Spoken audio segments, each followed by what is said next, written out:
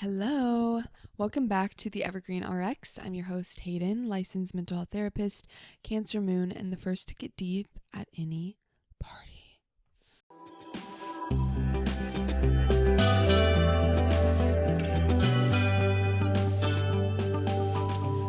I've started recording where I can't see myself in the camera when I'm recording. Like, I used to have it facing me and now I don't. I record on my phones, by the way, if that doesn't make sense, if you're thinking about traditional cameras. And now I can't see myself. And I thought it would be weird, but honestly, it's like less exhausting. Because it's like when you're on a Zoom call and you can see yourself the whole time, my face hurts after a Zoom call like that. Like, I feel like I'm so much more aware. Like, I know I'm on camera. And I'm like looking and kind of splitting attention, even when I don't like care, like when it doesn't matter, it still is really exhausting. And the way that I do some of my like virtual therapy sessions, I have to see myself and like there's no other option, but I literally have to take like a little note card and put it on my computer in front of where my view is, because there's no way I can be working and seeing myself the whole time. Like, that's gonna be crazy. But anyway, that's all to say, like, I changed it up. And sure, I don't know how it looks for you guys. Like, it might look bad or I might look like weird, but it works for me. So, and luckily it's a podio. Luckily it's a podcast. It's audio. And so, like, it doesn't even matter. Like, I know now we all like watch podcasts and I put up the recording of it because people like something visual. But like at the end of the day, expectations should be low because this is audio, truly. So speaking of, today's episode's all going to be about comparison. And yeah, it's going to be a grab bag episode. So nice little short, sweet questions. I've got 6 of them that are all centered around comparison, and we'll do them rapid fire. And so if you have questions, oh my God, the intrusive thought that I'm missing a meeting right now. Nope. So yeah, I thought that would be fun to just talk all about comparison. We're talking about comparing yourself to friends and feeling jealous, comparing yourself to the younger version of yourself, or to people online, or figuring out if you actually want something or if it's just something you see other people doing. So that's what we've got on the docket today. And let's just jump right into it. If you want to ask me your own lovely questions about comparison or anything else, email me at theevergreenrx@gmail.com or text me, call me, beat me, whatever, however you want to reach me at 512-655-9888. Okay, let's open up the shop. Question 1. Dear Evergreen, how do I stop comparing my pace in life to friends who seem more ahead?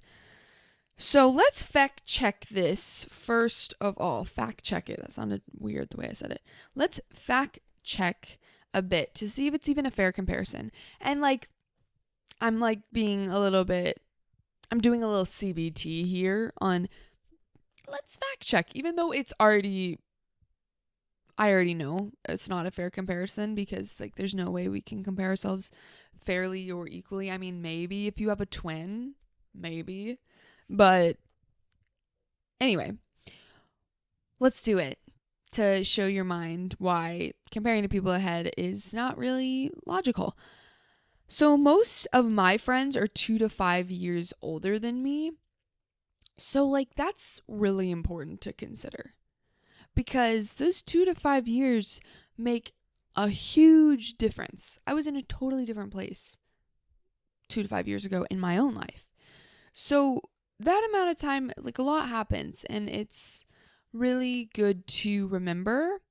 So let's just cool down. If you're looking at people older than you, cool it down. Maybe your friends are younger than you and it can also feel like they're ahead, but this is not the only way we're going to fact check because it's also important to think about other factors that set you apart from the people you're comparing yourself to. most likely you have different goals, values, aspirations, dreams, strengths, skills, dispositions, life experiences than your friends. So that's gonna make a huge difference as well. Like, what do you value versus what do they value? So maybe they're ahead in something that you don't actually value that much, but it's basically irrelevant to you at that point, because of course they would be ahead in it. They put more energy and more like oomph behind it. And across the board, are you behind? In all domains of life, are you behind? Really, truly? Because most likely you're not. Because maybe your friend that's hustling and working at a 70-hour job doesn't have the shredded abs that you've been building. They're not hitting the gym as often. Or the friend that you know that's been a committed relationship might not have the solid friend group that you've built. You know, they're not spending as much time with their gal pals or, you know, having little adventures where you meet new people and are really in that space of meeting new people. So there's differences.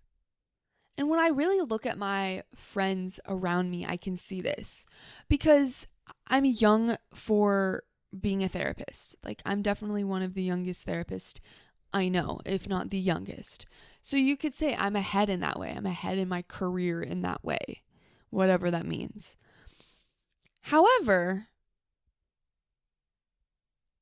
when I look at my other friends, maybe ones that are still figuring out what they want to do or just starting in a career, they definitely have other things bested on me. You know, hobbies, friendships, adventures. Like, because I've sat down, I buckled down into what I wanted to do work-wise. So I didn't have time to kind of play around and explore and adventure and try different things out. And when it comes to being ahead, I hate to break this to the people maybe listening that are like, yeah, this isn't my, problem as much. I kind of feel like I'm ahead in some ways, me included, at least with the career thing, is that usually the most successful people, if you listen to the stories of the most successful people and how they got to where they are, usually have a pretty whack story or timeline on how they got there. And most of the time it involves falling behind for a certain period of time. Because to really be successful at something, usually you have to break the mold a bit and do things differently and be behind. It's not a bad thing. Ultimately, yes, there are the ways to compare your comparison and say, well, is this actually like a fair thing and standard I'm holding myself to? But also, falling behind is going to happen. And ideally, it's going to happen to the most successful of us. And it really can be such a rich time of finding your own way, beating to your own drum, trying different things out. And most likely it's going to happen to all of us at some point. Some people are a little bit more like on the early end of this, the typical post-high school, post-college, not really sure what you want to do, feeling lost for a while. But there's other stages in life where almost everyone will have a period of time where they feel like they're behind. So you're not alone in it. And just think, you might become the next Steve Jobs or something. I actually don't know what Steve Jobs' trajectory was, if he fell behind or not, but I'm sure he did. I'm sure there was a period of time where people were like, why are you messing with computers in your garage so much? Like, what are you doing? What do you think's going to happen? So yeah, you're either falling behind right now or you will at some point in your life, because that is what happens when you really follow your gut. Next question. Dear Evergreen, how do you deal with looking back at younger you and comparing yourself to how you were then? I struggled a bit thinking about this question, and I'm going to try my best, but I don't know if I'm going to answer it fully. So if you want a full episode on it at some point or like follow-up questions, please ask me. But I'm going to try my best. Because what this made me think of is how my self-critic loves to use this angle. At some point in my previous episodes, you may have picked up on how my inner critic has been a total bitch during my training as a therapist. Net new levels. It's reached new heights of just really being a pesky little bitch and not shutting up ever. And there was this one distinct time, probably like a year and a half or 2 years into my post-grad, training or whatever, where my inner critic was like running in a million different directions. And I'd kind of tried to meet it at all these different levels and challenge it. So it was getting a little bit desperate, at least in my opinion. And one day, my inner critic took the stance of, oh my God, you were so much better as a therapist 3 months ago. Like, what happened? You fell off. And it really broke an illusion for me there in reality, because I was like, wait, hold on. I know for a fact I was not feeling good about my skills 3 months ago. And now you're telling me I was better then? Like, give it up. It was like a cat chasing its tail. Like, and I finally like caught the tail and was like, hold on, wait, this is just my tail. And comparing myself to past versions of myself is way oversimplifying what it felt like to actually be there and be that person. And I'm forgetting like how it really felt. And just kind of like washing the whole thing and like smoothing out the edges and then being like, see, look, you were better then. So that might be happening. Maybe that resonates for you. That might be happening when you're comparing yourself to a past version. It's like, are we really thinking about, you're going back and reading the diary entries, and was it really as great as you're making yourself out to be, or how you felt at that time?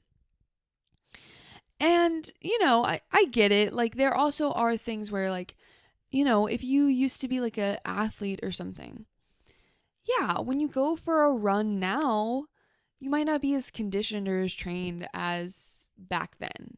And that is a legit, like regression in skills, and it can be hard to acknowledge that your life has changed and shifted since then, and you're no longer that person that you used to be. Also, I mean, this can be for like when traumatic or tragic things happen to us, is that there was a version of us that was more naive to the world and maybe didn't deal with as much anxiety because of that. And so we can kind of long for that past version of yourself. So I get it. There's different angles to this. One, I think, is more about like just kind of grieving the way that life is, and that, we're constantly evolving and leaving behind old versions of ourselves and having kind of these little deaths of who they were and what they used to do and what was important to them. So there's that side, but there's also the inner critic of like holding you up to all these unfair comparisons. And maybe you're not looking out to other people as much, but it's just taken new form, and you're basically making yourself into the other and comparing against that. That the advice from the first question, but also through the rest of these questions, might help with this, because we can really approach the self-comparison from the same angles as if you were comparing to someone else, excluding that part about grieving old versions of yourself, which has, like I said, it's like a different flavor to it. But yeah, hope this makes sense. Okay, next question. Dear Evergreen, Dear Evergreen, is it normal to feel jealous of people that I actually love and root for?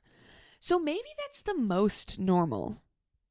I'm thinking that's probably the people we can feel the most jealous of. Because when it's all up in your grill and up in your face with these people you love and you're really seeing their successes up close, like, ooh, that's hard versus like just someone you're like not really that close to and you hear, oh, okay, they're doing well, cool.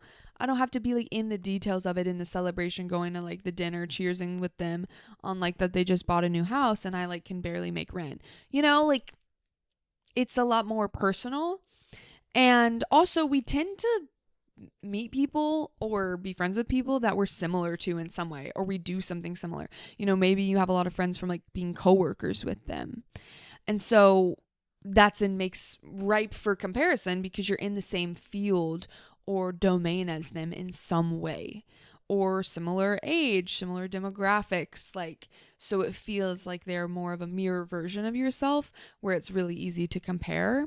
Give yourself some compassion, especially if you're in a harder period of your life or you feel like you're falling behind, like in the previous question, because that's going to make things worse. And don't over index on that these jealous feelings say something about who you are as a person. Oh, I'm just this jealous person. I can't be happy for my friends. Don't make a blanket rule like that, especially if you're in a hard time. Like, we all fall prey to this sometimes. And yeah, if I'm really struggling with something and I look to my friend who just seems to be having such a easy time with it, I'm going to feel more jealous than when I'm more on the up and up. I had this friend who I love dearly, but she and I were in grad school together and we did our internship together. So that's basically where you're practicing as a therapist for the first time. And she was so confident, just unbridled confidence, going in, working with like her first clients. And I was like, how are you feeling that good? Like, I'm freaking out every day. My imposter syndrome is through the roof. And she just felt so secure about it. And I was like, what? And definitely it was harder for me seeing that and hearing from her, talking to her about the work when I was feeling so much insecurity about it. And, so maybe I was like leaning on some of my other friends at that time to talk about the work who were like also struggling like me. More in the same boat of like, this shit is really hard and like I'm kind of freaking out and I don't know if I'm going to be able to cut it. But all that to say, like, yeah, I was more jealous when I was really in like the trenches of something, because we were doing the same thing too. We were like at the same stage and I was like, how are you doing so much better than me? Which I just like to put it on record that this friend came back later once we got post-grad and we worked together, and was like, oh my God, I don't know how I was so confident back then. And I was like, I know. Not that I don't want her to feel confident, but I was like, girl, it really gave me a complex. So yeah, if you are struggling with something, just giving some compassion to that, or even just if you're not, but you're just feeling jealous, feelings flare up, the best thing we can do is be kind and compassionate to the fact that that's a normal human experience and it doesn't make you a bad person. And also, lastly, on this question, I'd like to remind you what I like to remind myself, which is that the things that are meant for me won't miss me. There's some quote by a famous actress, and I tried to find it and I can't figure out who it was, but I saw it a long time ago and it has always stuck with me. Because being an actor, I mean, talk about comparison and jealousy. That is one of the most cutthroat industries to succeed in and to stand out among the crowd. And this actress, she said that she never felt jealous of people in auditions or that would get the role over her, because she felt confident that the roles that were meant for her wouldn't pass her by. And it just, I mean, it makes a lot of sense if you want to lean on the more spiritual, universal side of things. Like, what is meant for us in our life is meant for us. It has no way of missing us. And so coming back to that when you're feeling like maybe people are really kind of excelling or exceeding past you, and maybe you're in direct competition to them, and so it feels like the opportunities that are supposed to be yours are passing you over. Coming back to the fact that, what's meant for you won't miss you, and maybe you have to bide your time a little bit longer, but usually the universe has bigger plans for us than we could even have for ourselves. So hopefully that brings you a little bit of comfort. Okay, next question.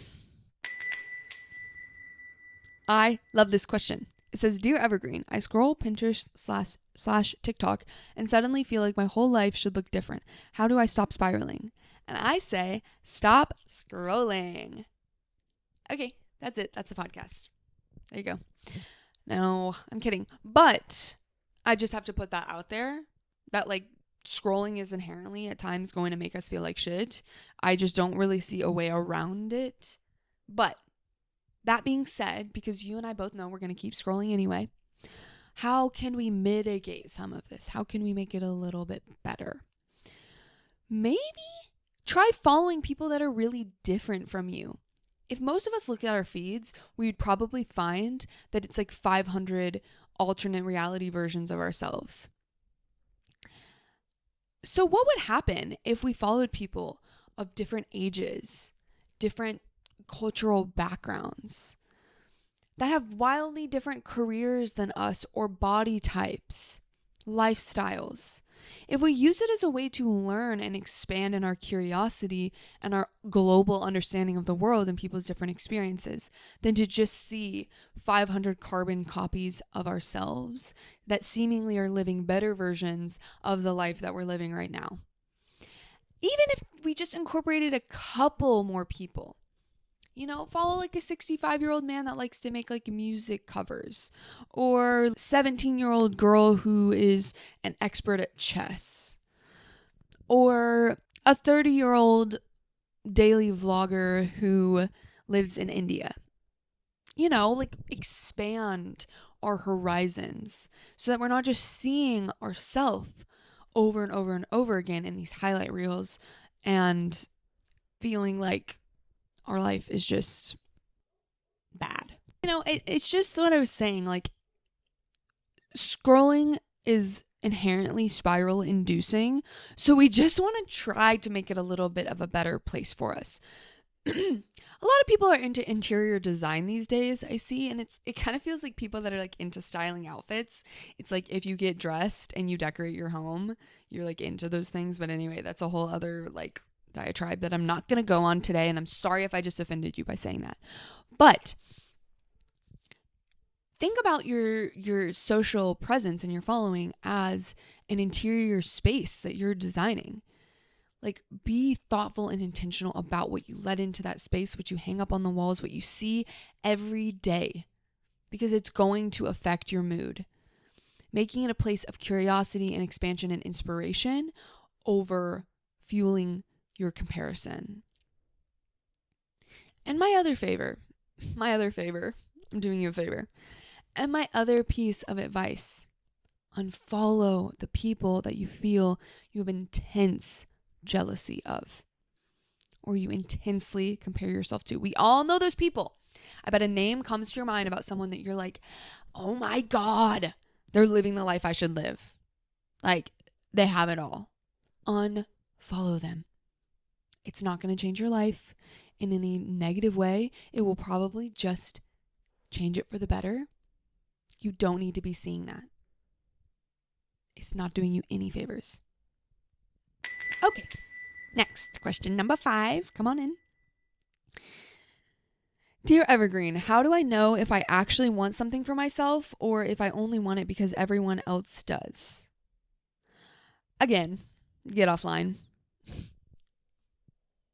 But I will be more helpful than that. It's crazy how much we're being advertised to all the time. It is crazy. If you really think about it, it's like inescapable, and it's unconscious and conscious advertising. And so, this isn't like totally new. Like, obviously there's been ads for a long time. People also tend to live in like cities or in communities where you see other people and what they're wearing and what they're doing, and so we're being influenced. We're social creatures. We're going to be influenced by the things around us. It's just at a fever pitch in some ways now. And we also have the access at a touch of a button to get the thing that we're being advertised, to get the thing that we saw the it girl wearing in this video. Like, it's so easy that like that's exactly what advertisers want, is no lag time between I see it, I like it, I want it, I got it. You know? Ariana had something to say on that. And yeah, when there's no lag time, we don't have as much time for like critical thought or like actually being like, wait, do I want it? Do I need this? Is this like the 7th white tank top that I have in my closet? Like, to ask ourselves those questions, that comes in when we have to like wait, or if we had to drive to the store to get something. It's something to bring more awareness to how much we're being influenced by the world around us. I mean, influencer, it's just such a perfect it's such a perfect name, and I'm honestly really kind of surprised that there hasn't been like a great rebranding on influencer, because it's like people want us to be the least aware that we're being influenced, because that's how it works. Maybe that's why brands, I feel like, call them content creators, because no, we're not influencing you. You're just like being you naturally desire this new coat just cause, not because you're being influenced by the 50 people we paid to wear it and post about it. So bringing awareness to it is a great first step, and giving it time. If the desire is to decrease our lag time, create your own lag time around things to figure out if you actually want it. You know, I was in the store, in a vintage store the other day, and I saw the cutest vintage, like 1920s lamp. So cute. It was like pink. It had these little like beaded like fringes. What are those called? Beaded whatever, hanging down things. And I was like, I need that. I mean, it was really expensive. And I was like, I need it. But I took a photo of it and I said, you know what? If I think about this over the next week, I'll come back, I'll think about getting it. Then we can have a conversation about getting it and where I would put it in my house and stuff. But if I don't think about it, if it doesn't come into my mind, if I'm not like walking around my house being like, oh, that lamp would be perfect here, then like maybe I just was like feeling the rush of the moment of seeing something that I liked, but I don't actually need it. Yeah, so when it's not like right in front of your face, is it actually important to you?